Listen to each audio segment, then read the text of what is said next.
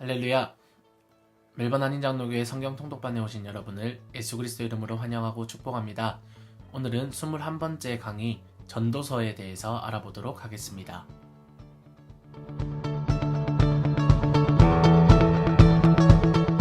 전도서의 히브리어 성경의 제목은 코엘레트입니다.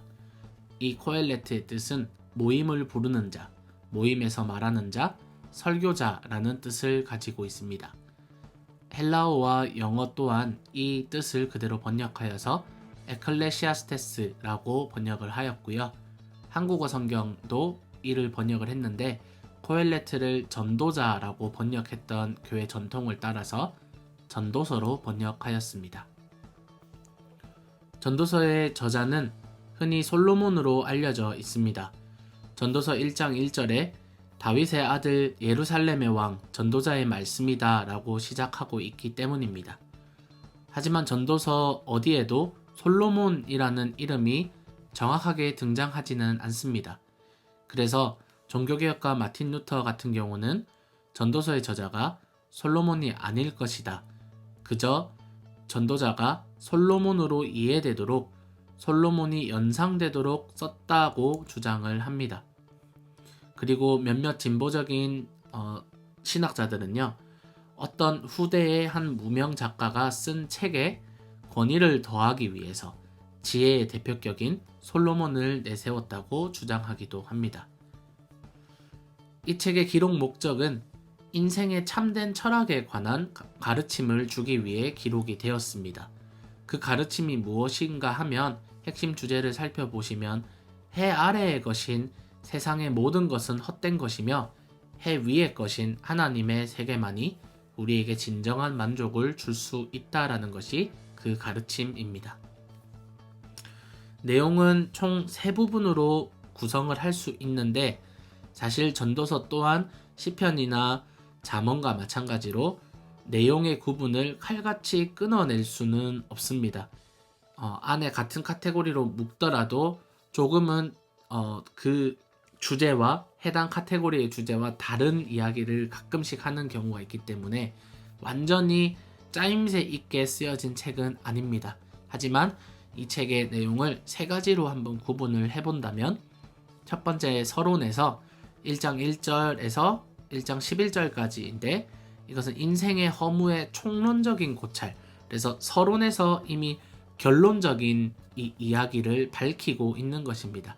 그래서 1장에도 인생의 허무함을 전도자가 말하니 헛되니 모든 것이 헛되다라고 이야기가 나오면서 또한 결론 부분에도 똑같은 구절이 나옵니다. 그래서 이 서론 부분에서 인생의 허무에 대한 총론적인 고찰이 이루어지고요. 그리고 본론 부분에서 본론은 1장 12절에서 12장 8절까지로 이야기할 수 있는데 먼저 인생 허무의 애증과 극복 가능성을 1장 12절에서 3장 15절까지 이야기합니다. 그리고 인생 허무의 원인 규명과 극복을 위한 길을 소개하며 3장 16절에서 5장 20절까지 그리고 허무 극복을 가능하게 하는 것과 그렇지 못한 것에 대해서 6장 1절에서 8장 13절까지 그리고 허무한 인생의 실상과 극복을 위한 교훈들 이것이 8장 14절에서 12장 8절까지 이해를 할 수 있습니다. 조금씩 서로 겹치는 부분들 그리고 겹치지 않는 부분들 조금씩 이렇게 영향을 주면서 또한 영향을 주지 않는 부분들 그래서 이런 내용의 그런 구분이 사실상 쉽지 않습니다. 그래서 읽어보시면 이 카테고리 안에서 예를 들면 첫 번째 인생 허무의 애증과 극복 가능성에 대해서 이야기를 하는 구절도 있고 또 그렇지 않은 부분도 있다라는 것이 발견이 되실 것입니다. 그리고 마지막 결론 부분 12장 9절에서 12장 14절은 하나님을 경외하는 삶을 권면하고 있습니다. 이 전도서의 저자가 인생의 허무함을 지금 이야기를 하면서 1장 1절에 보면 해 아래에 새로운 것이 없다. 보아라 이것이 바로 새 것이다 말할 수 있는 것이 있겠느냐 없다라는 것이죠. 그래서 해 아래 것들은 다 일시적인 것이고 그리고 이미 일어났던 일이 훗날에 다시 일어나는 것이지 새로운 것이 없다라는 것입니다.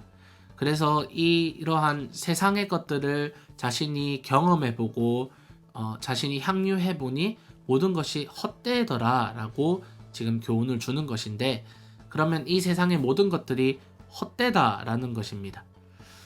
바울의 이 신약 성경에 나오는 바울 또한 이러한 사상을 가지고 있었는데, 이제 계시는요, 구약에서 이루어졌던 계시, 구약에서 이루어졌던 그 진리의 그 계시가 점점 렌즈를 통과하는 것처럼 점점 구체화되어서 신약에서 좀 더 구체화되고 있습니다. 그래서 이 전도서의 이러한 결론들, 인생은 허무하다, 그리고 하나님을 경외해야 된다, 이러한 교훈들이 신약에서 어떻게 조금 더 구체화되는지 살펴보시면, 바울은 이 허무에 대해서 로마서 8장 18절에서 25절에 보시면 모든 피조물이 허무함에 굴복하였다라고 증언을 하고 있습니다. 하지만 이 세상의 허무에 굴복된 죄인이 예수 그리스도의 구원하심으로 인해서 해방되어서 하나님의 자녀가 되는 영광과 자유를 얻을 것을 확신하고 있습니다.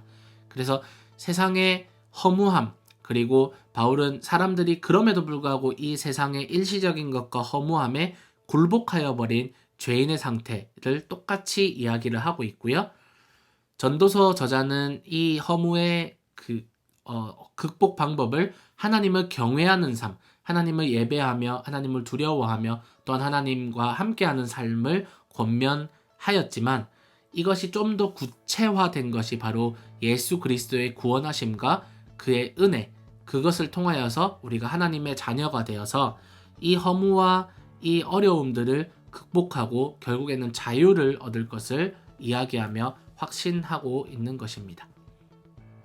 그래서 이 신약 성경까지 받아서 읽고 있는 우리에게, 우리가 다시 이 전도서를 다시 이해한다면 우리는 결국 이 하나님을 경외한다라는 것이 단순히 하나님을 두려워하고 하나님을 그냥 예배하는 그러한 1차원적인 이해에서 벗어나서 결국 예수 그리스도의 십자가 사건과 부활하심과 그리고 재림하심, 그래서 예수 그리스도의 그 복음적인 메시지와 다시 연결지어서 하나님을 진정으로 경외하는 것이 무엇이냐, 예수 그리스도와 연합하여 예수 그리스도와 한 몸이 되는 그것으로 인하여서 하나님이 기뻐하시는 삶이 바로 하나님을 경외하는 삶이라고 이해할 수 있겠습니다. 그래서 자연스럽게 전도서에서 그리스도의 모습을 우리가 발견할 수 있습니다. 12장 11절에 보면 지혜를 주는 한 목자에 대해서 지금 이야기를 하고 있습니다. 어떻게 이야기를 하냐면요, 12장 11절에 지혜로운 사람의 말은 찌르는 채찍 같고 수집된 잠언은 잘 박힌 목과 같다. 이 모든 것은 모두 한 목자가 준 것이다 라고 하면서 이 지혜를 전해준 한 목자, 결국은 인생 허무의 극복은 예수 그리스도로 인해서 가능하다라는 메시지를 우리가 발견할 수 있습니다. 그리고 또한 12장 1절에 보시면 젊을 때에 너는 너의 창조주를 기억하여라 라고 하는데, 이 창조주 또한 우리가 예수 그리스도로 이해할 수 있습니다. 그리고 마지막으로 인생을 심판하는 하나님의 모습이 또한 그리스도의 모습으로 우리가 발견할 수 있습니다. 12장 14절에 하나님은 모든 행위를 심판하신다라고 되어 있습니다. 우리를 구원하신 예수 그리스도께서 마지막 날에 심판자의 모습으로 이 땅에 찾아오실 것을 우리가 알고 있습니다. 인생을 심판하는 자의 모습이 또한 그리스도의 모습으로 우리가 발견할 수 있겠습니다. 오늘은 이렇게 전도서에 대해서 알아보았습니다. 앞에서 말씀드린 대로 전도서의 저자는 해 아래의 것은 새 것이 없다, 앞으로 올 세대가 지나간 세대를 기억해주지 않을 것이다 라고 하면서 우리가 살아가는 이 세상의 일시적인 면들, 그리고 그것으로 인한 허무함을 계속해서 이야기합니다. 그는 지혜자임에도 불구하고 인간이 가질 수 있는 지혜 또한 허무한 것이라고 이야기를 하는데, 결국 이 허무함을 이길 수 있는, 허무함을 극복할 수 있는 방법은 해 위의 것, 결국 하나님을 소망하며 하나님을 경외하는 삶이 요구가 됩니다. 바울 사도 또한 마찬가지로 그것이 이제 그리스도의 구원 그리고 우리에게 자유를 주시는 그러한 은혜임을 이야기하였습니다. 여러분, 이 세상의 것에 소망을 둔다면 우리의 욕망은 끝이 없고 끝이 없어서 결국 우리의 그러한 마음의 공허함, 마음의 허무함을 채워줄 수는 없을 것입니다. 결국 마지막에 이 전도서의 지혜자처럼 다 누려보고 다 경험해 보았지만 허무하다라는 것이 결론으로 도달할 것입니다.